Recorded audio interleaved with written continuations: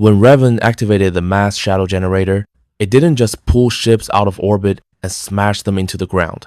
It didn't just rip apart the crust. It also caused a massive shock to the Force itself. Millions of lives were wiped out in a single moment. And when that many lives are cut off so violently, the Force reacts. It pulls inward like a wound tearing open. That's how Malachor became a planet-sized Force wound, a place where the living Force is basically dead.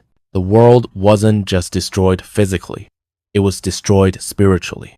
Normally, a Force wound cancels out Force energy, but Malachor was special. Even though the surface was shattered, the Sith structures below the surface were built to last. They weren't powered by plants or people, they were powered by ancient Sith construction, crystal channels, and energy built deep into the rock itself. This means that after the MSG went off, the entire planet was killed, but the deep Sith foundations survived, and the Trace Academy still had an active power source. So while life on the surface was gone, the dark side infrastructure underneath stayed intact. And here's where things get wild. Because the planet became a giant Force wound, there was nothing left to compete with the dark side energy store below.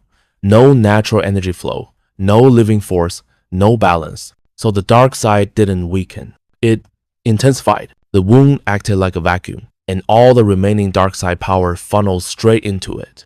That's why Malachor felt even more corrupt and dangerous after it was destroyed than before. It became a place where the Force is missing, but the dark side is stronger than ever. The Trace Academy wasn't just a school, it was a conduit.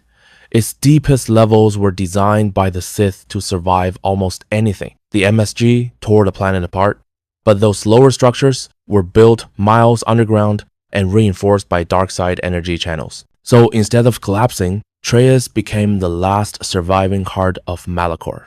The planet died, but the Academy kept beating. And that's why characters like Kriya and Darth Sion could still draw on the dark side there, even though everything around them was basically a wasteland of stone and ash. So to wrap it up, the mass shadow generator killed Malachor V on the physical and spiritual level. That created a massive Force wound across the entire planet. But the Sith built Trace Academy and its energy networks survived. With the living Force gone, the dark side became stronger, not weaker. Malachor V ended up as a rare hybrid, both a Force wound and a dark side nexus. A dead world, still whispering with Sith power.